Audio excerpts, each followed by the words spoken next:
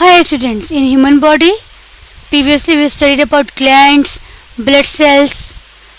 Now here we will study about other systems of body like sensory organs, digestive system, excretory system and skeletal system. So let's proceed.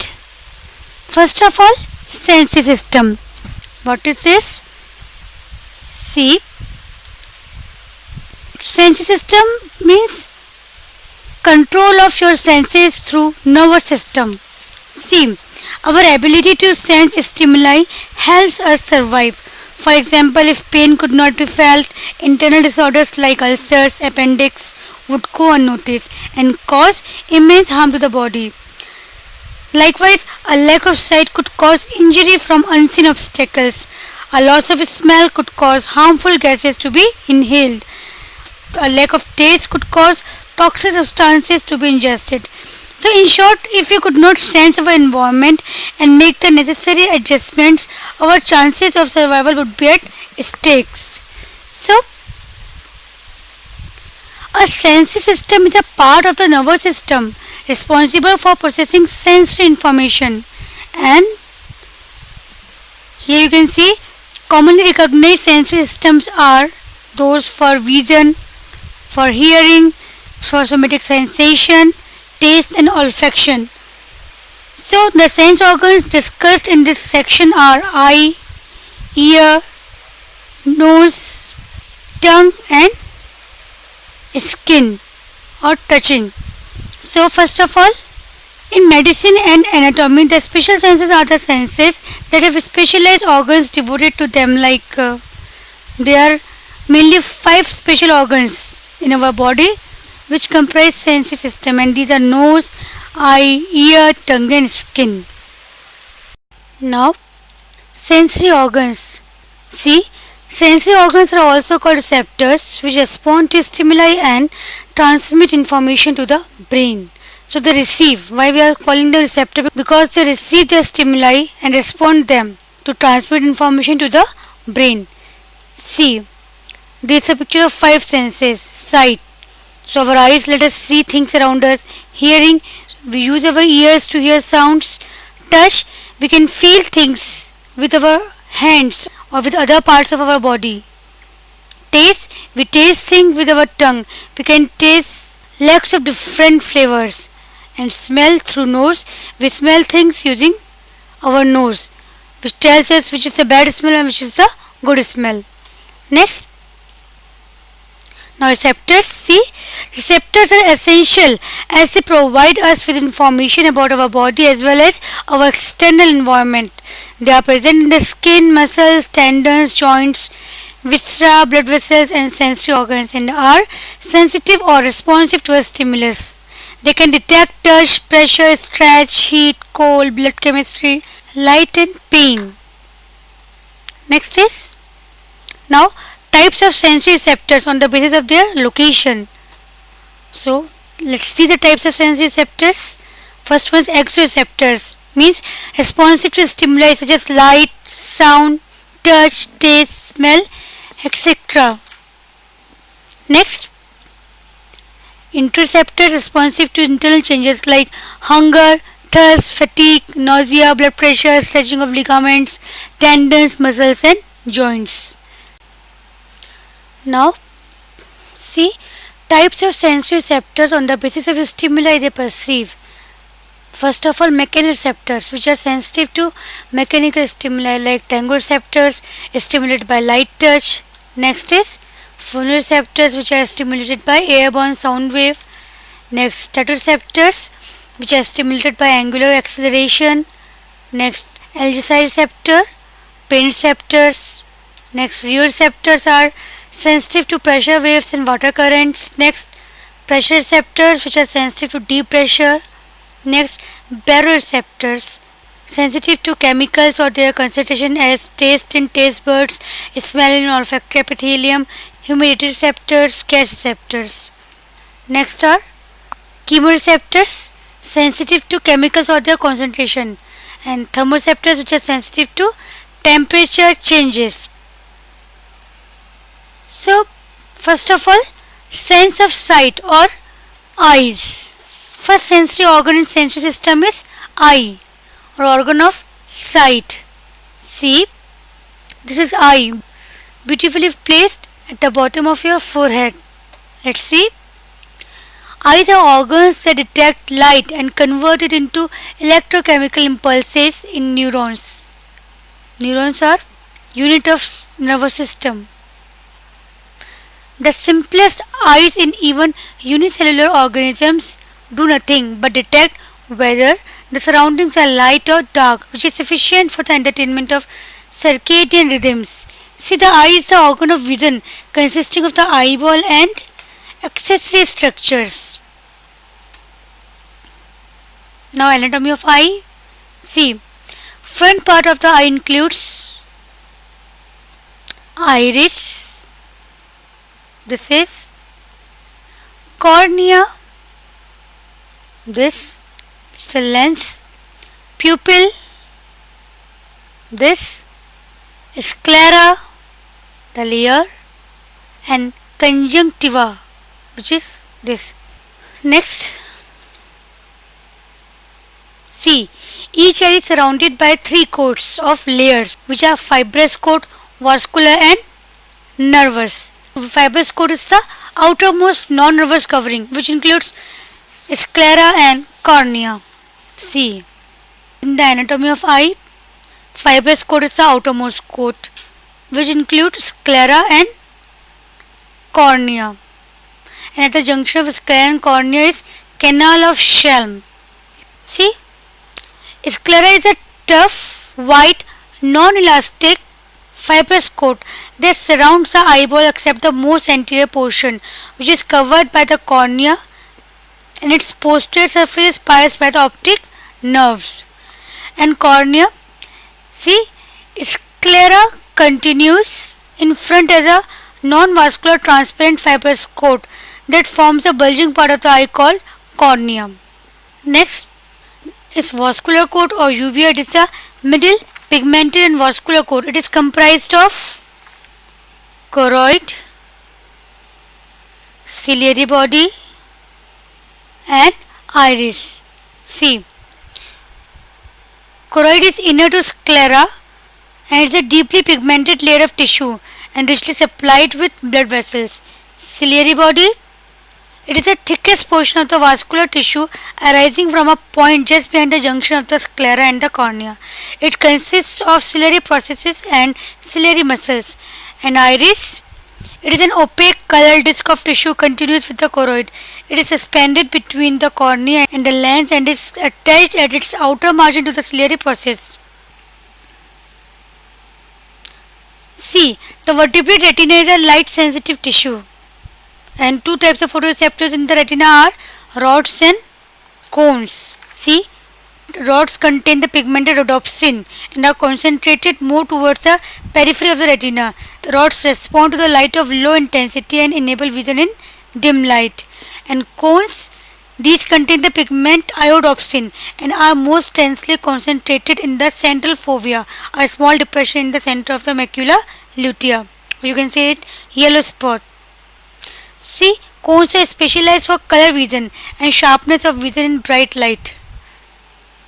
Next, only the posterior part of the retina called pars optica. Next, pars optica is differentiated into two parts, an outer pigmented and inner nervous part. And retina is differentiated into three parts, optic, ciliary and iridial part.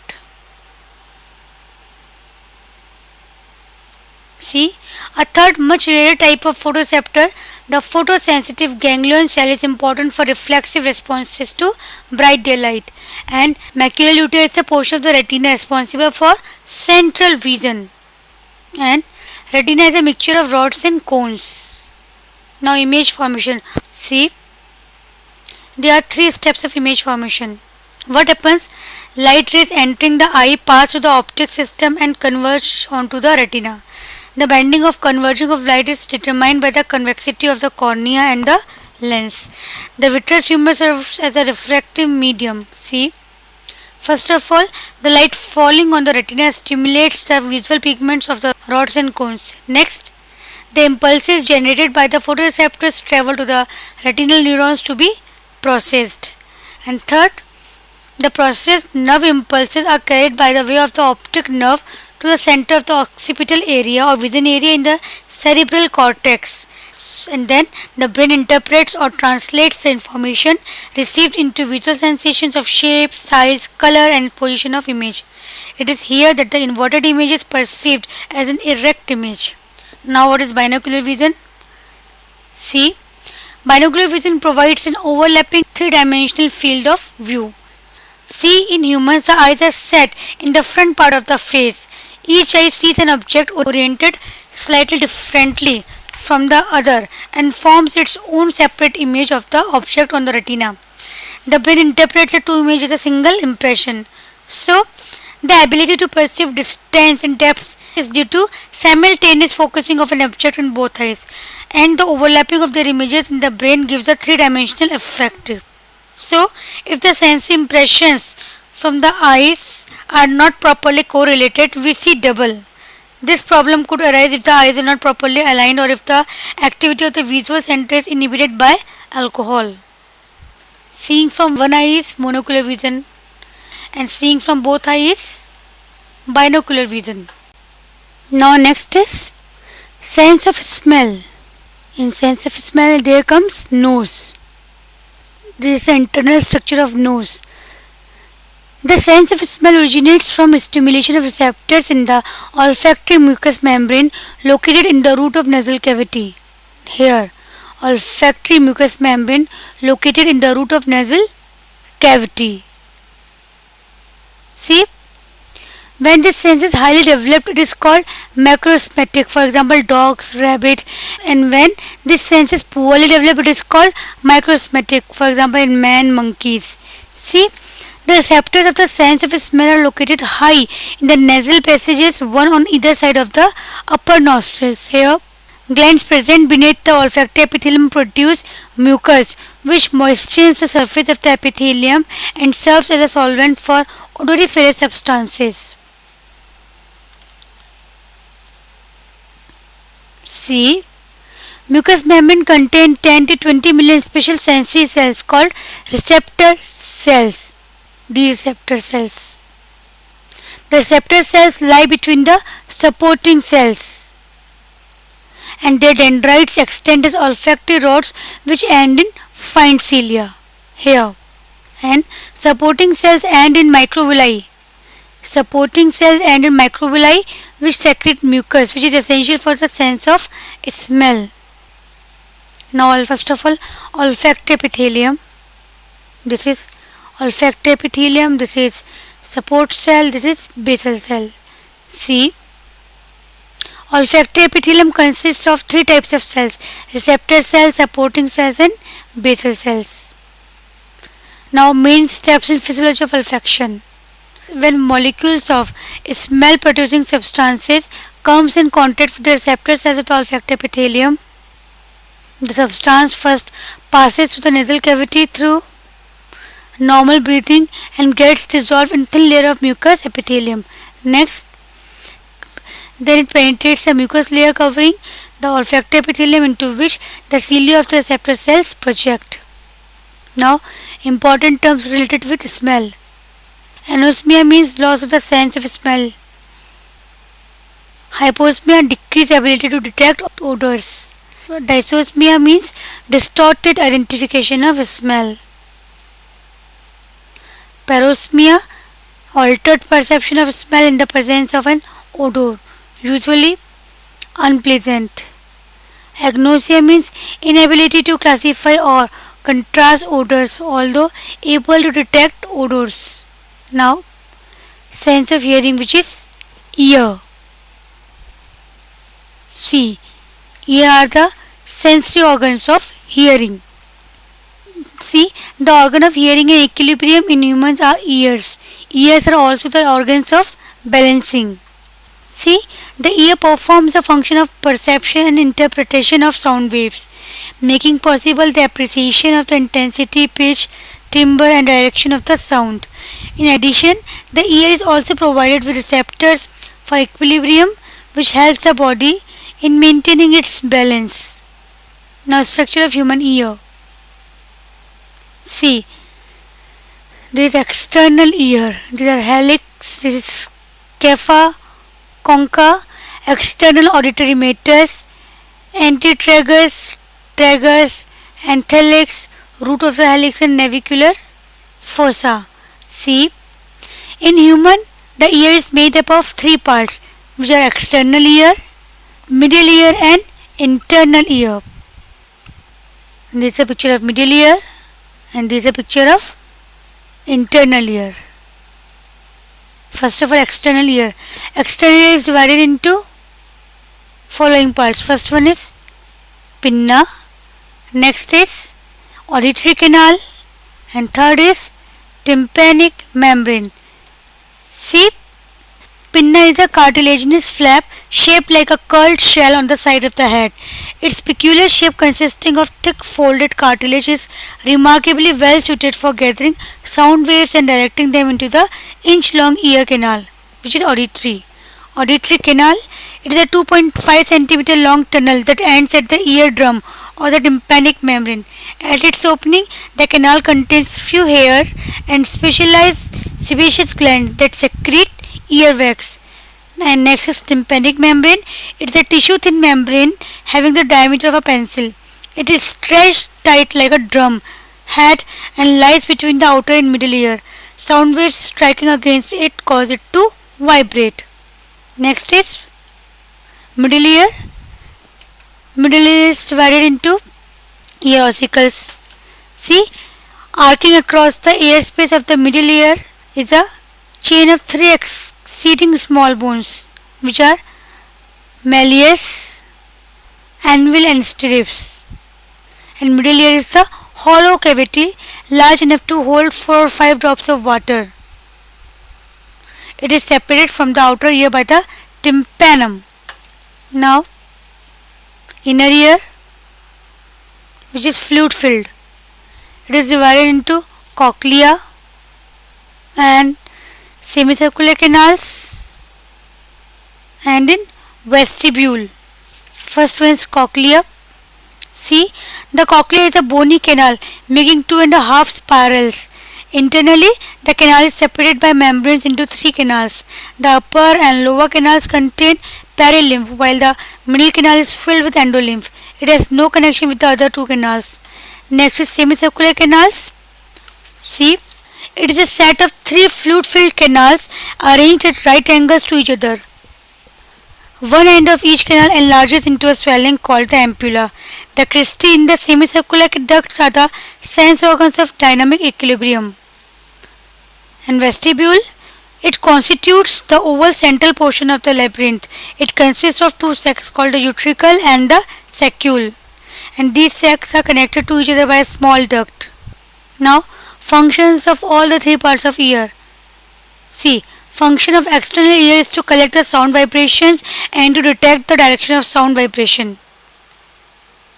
And the combination of hair and wax in auditory canal prevents entry of dust and foreign particles into the ear.